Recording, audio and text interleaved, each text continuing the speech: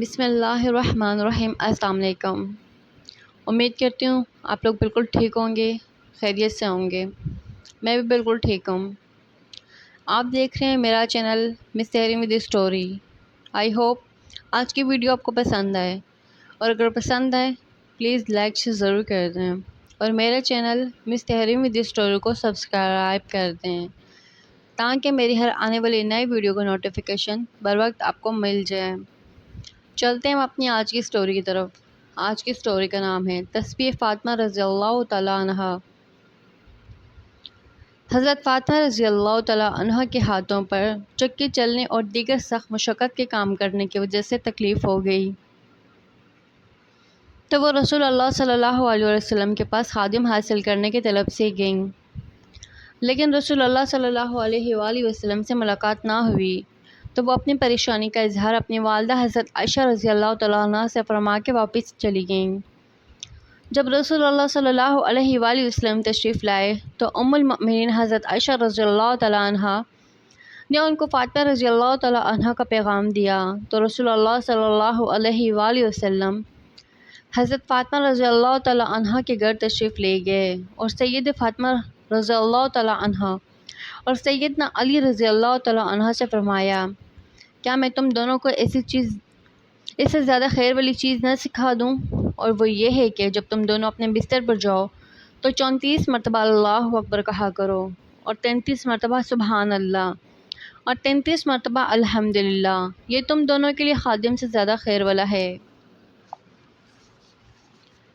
ایک دفعہ حضرت فاطمہ رضی اللہ تعالیٰ عنہ بیمار ہو گئیں۔ نبی کریم صلی اللہ علیہ وآلہ وسلم نے اپنے ایک معمر صحابہ کے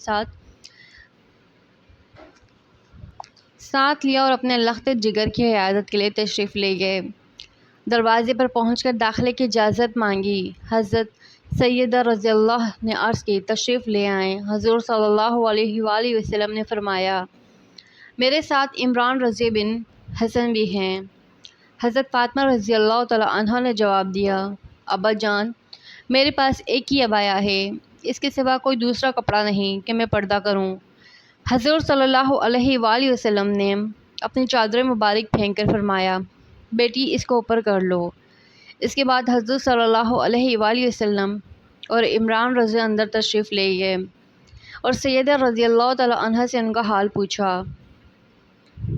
فاطمہ رضی اللہ نے عرض کیا، شدت درد سے بے جان ہو کر اور بھوک سے نڈال ہو کر رہ گئی ہوں، کیونکہ گھر میں کھانے کے لیے کچھ نہیں ہے۔ حضور صلی اللہ علیہ وآلہ وسلم نے فرمایا، اے میری بیٹی صبر کر، میں آج بھی 3 دن سے بھوکا ہوں۔ اللہ تعالیٰ سے میں جو کچھ مانگتا ہوں وہ مجھے عطا کرتا ہے، لیکن مجھے دنیا پر آخرت کو ترجیح دی ہے۔ پھر آپ صلی اللہ علیہ وآلہ وسلم نے اپنے دست شفقت حضرت فاطمہ رضی اللہ تعالیٰ عنہ کی پشت پر پھیرا اور فرمایا، اے لخت جگر، دنیا کے مصائب سے دل شکستہ نہ ہو، تم جنت کی عورتوں کی سردار ہو۔ بی بی فاطمہ علیہ السلام بنت اسد علیہ السلام کون تھیں؟ آپ علیہ السلام نے حضور اکرم صلی اللہ علیہ وسلم کی چچی حضرت ابو طالب علیہ السلام کی زوجہ جناب ہاشم علیہ السلام کی پوتی امام حسن علیہ السلام اور حسین علیہ السلام کی دادی اور امام علی علیہ السلام کی والدہ تھیں۔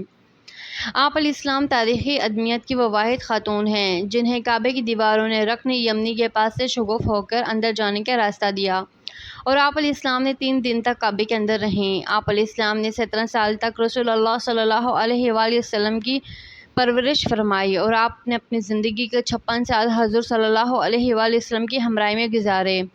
یثرب کی طرف سے ہجرت کرنے والی آپ علیہ السلام پہلی خاتون تھیں۔ 12 امام آپ علیہ السلام کی نسل سے ہیں۔ ماں کے درجے پر ہونے کے باوجود آپ علیہ السلام نے ہمیشہ حضرت فاطمہ الزہرا علیہ السلام کا بہت احترام کیا۔ آپ علیہ السلام نے 4 ہجری کو رحلت فرمائی۔ آپ علیہ السلام وہ واحد خاتون ہیں جنہیں حضور صلی اللہ علیہ وآلہ وسلم نے اپنی قمیض کا کفن دیا۔ حضور صلی اللہ علیہ وآلہ وسلم خود آپ علیہ السلام کی قبر میں لیٹے اور آپ علیہ السلام کو اپنے ہاتھوں سے لحد میں اتارا۔ آپ علیہ السلام خاندان اہلیت علیہ السلام کی پہلی خاتون ہیں جو جنت البقیع میں دفن ہوئیں۔ حضرت حسن رضی اللہ تعالیٰ عنہ کی سانپ کے ذریعے حفاظت کا عجیب واقعہ۔ حضرت سلمان رضی اللہ تعالیٰ عنہ فرماتے ہیں کہ ہم لوگ حضور صلی اللہ علیہ وآلہ وسلم کے ارد گرد بیٹھے ہوئے تھے کہ اتنے میں حضرت ایمن رضی اللہ تعالیٰ عنہ آئیں اور انہوں نے کہا رسول اللہ صلی اللہ علیہ وسلم حسن اور حسین رضی اللہ تعالیٰ عنہ کہیں گم ہو گئے ہیں۔ اس وقت دن چڑھ چکا تھا۔ حضور صلی اللہ علیہ وآلہ وسلم نے صحابہ سے فرمایا اٹھو اور میرے دونوں بیٹوں کو تلاش کرو۔ چنانچہ ہر آدمی اپنا راستہ لیا اور چل پڑا اور میں حضور صلی اللہ علیہ وآلہ وسلم کے راستے چل پڑا۔ حضور صلی اللہ علیہ وآلہ وسلم چلتے رہے یہاں تک کہ ایک پہاڑ کے دامن میں پہنچ گئے تو دیکھتے ہیں کہ حضرت حسن اور حضرت حسین رضی اللہ تعالیٰ عنہ ایک دوسرے کے ساتھ چمٹے ہوئے کھڑے ہیں اور پاس ہی ایک کالا ناگ اپنی دم پر کھڑا ہے جس کے منہ سے آگ کی چنگاری نکل رہی ہیں۔ غالباً اللہ تعالیٰ نے ناگ بھیجا تھا کہ بچوں کو آگے جانے سے روکو۔ حضور صلی اللہ علیہ وآلہ وسلم جلدی سے ناگ کی طرف بڑھے۔ اس ناگ نے حضور صلی اللہ علیہ وسلم کو مڑ کر دیکھا اور چل پڑا اور ایک سوراخ میں داخل ہو گیا۔ پھر حضور صلی اللہ علیہ وآلہ وسلم ان دونوں کے پاس گئے اور دونوں کو ایک دوسرے سے جدا کیا اور دونوں کے چہرے پر ہاتھ پھیرا اور فرمایا میری ماں باپ تم پر قربان جائیں، تم دونوں اللہ کے کتنے قابل احترام ہو۔ پھر ایک کو دائیں کندھے پر اور دوسرے کو بائیں کندھے پر بٹھا لیا۔ میں نے کہا تم دونوں کو خوشخبری ہو کہ تمہاری سواری بہت عمدہ ہے۔ حضور صلی اللہ علیہ وآلہ وسلم نے فرمایا یہ دونوں بہت عمدہ سوار ہیں اور ان کے والدین دونوں سے بہتر ہیں۔ ایک دن ابو جہل مسجد حرم کے دروازے کے پاس آ بیٹھا۔ پیغمبر اکرم صلی اللہ علیہ وسلم مسجد سے باہر تشریف لائے تو وہ اپنا ہاتھ آستین سے باہر لایا اور کہنے لگا یا محمد صلی اللہ علیہ وآلہ وسلم بتائیں میری مٹھی میں کیا ہے؟ اگر آپ صلی اللہ علیہ وآلہ وسلم نے صحیح جواب دیا تو میں اپنے ساتھیوں سمیت آپ صلی اللہ علیہ وآلہ وسلم پر ایمان لے آؤں گا۔ حضور صلی اللہ علیہ وآلہ وسلم پر نور صلی اللہ علیہ وآلہ وسلم نے فرمایا تیرے ہاتھ میں ایک ڈبہ ہے جو ٹائٹ میں لپٹا ہوا ہے۔ اس ڈبے کے اندر 3 موتی ہیں، ان میں سے ایک سوراخ شدہ ہے، دوسرا آدھا سوراخ شدہ اور تیسرا بغیر سوراخ شدہ ہے۔ اس ڈبے میں ایک لال بھی ہے جس میں ایک سرخ کیڑا ہے، کیڑے کے منہ میں سبز پتی ہے۔ ابو جہل کہنے لگا یہ سب تو ٹھیک ہے لیکن سرخ کیڑا اور سبز پتی کا کیسے علم ہوگا؟ آپ صلی اللہ علیہ وآلہ وسلم نے فرمایا لال کو توڑ دو، معلوم ہو جائے گا۔ ابو جہل کہنے لگا کہ میں اتنے قیمتی لال کو کیسے توڑ دوں؟ ایک صحابہ کہنے لگے اپنے لال کی قیمت لگا کر اس لال کو توڑ دو، اگر رسول اللہ صلی اللہ علیہ وآلہ وسلم کی بات معاذ اللہ درست نہ ہوئی تو قیمت میں ادا کروں گا۔ ابو جہل اس بات پر راضی ہو گیا اور جب لال توڑا گیا تو سب نے دیکھا کہ اس میں ایک چھوٹا سا سرخ کیڑا منہ میں سبز پتی لیے ہوئے موجود تھا۔ رسول اللہ صلی اللہ علیہ وآلہ وسلم نے اس کیڑے سے دریافت کیا کہ تم کب سے اس لال میں ہو؟ کیڑے نے پہلے آپ صلی اللہ علیہ وآلہ وسلم کی خدمت میں سلام عرض کیا، پھر کہنے لگا مجھے معلوم نہیں لیکن اللہ تعالیٰ مجھے روزانہ 3 سبز پتیاں عطا فرماتے ہیں۔ آپ صلی اللہ علیہ وآلہ وسلم نے فرمایا تیرا ذکر اور تسبیح کیا ہے؟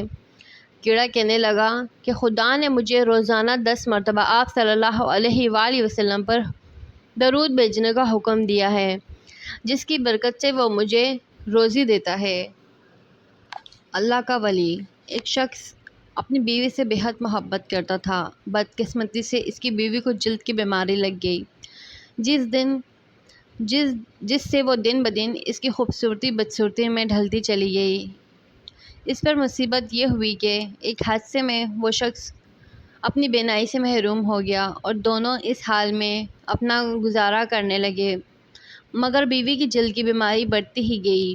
وہ اتنی بدصورت ہو گئی کہ لوگ اسے دیکھتے تو کراہت محسوس کرتے، مگر اس کا اندھا شوہر اسے لقمے توڑ توڑ کر کھلاتا تھا۔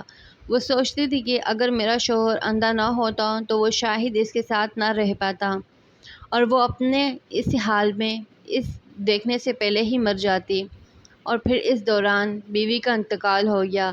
اس صدمے میں شوہر نے اپنا سب کچھ فروخت کر دیا اور دوسرے شہر جانے لگا تو راستے میں کسی نے آواز دی، اب تک تمہاری بیوی تمہاری آنکھیں بنی ہوئی تھیں اور وہی تمہیں پکڑ پکڑ کر راہیں چلاتی تھی، وہی تمہاری مدد کرتی تھی، اب کہاں اکیلے کیسے جاؤ گے؟ اس شخص نے کہا، بھائی میں اندھا نہیں ہوں، اندھا بنا ہوا تھا۔ یہ احساس میری بیوی کے لیے بہت تکلیف دہ ہوتا کہ میں اس کی بدصورتی کو دیکھ رہا ہوں۔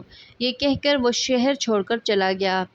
کہنے والے کہتے ہیں کہ جب اس شخص کا انتقال ہوا تو خلقت خدا اسے اللہ کا ولی کہہ کر پکارتی رہی۔ امید کرتی ہوں میری آج کی ویڈیو آپ کو پسند آئے، اور اگر پسند آئے تو پلیز لائک شیئر ضرور کر دیں اور میرے چینل مس تحریم ود اسٹوری کو سبسکرائب کر دیں تاکہ میری ہر آنے والی نئی ویڈیو کو نوٹیفیکیشن بر وقت آپ کو مل جائیں۔ اسی کے ساتھ مجھے دیں اجازت، اور اپنی بہت ساری دعاؤں میں مجھے بھی یاد رکھے گا۔ اللہ حافظ، جزاک اللہ، اور اپنا بھی بہت سارا خیال رکھیں۔ اللہ نگہبان۔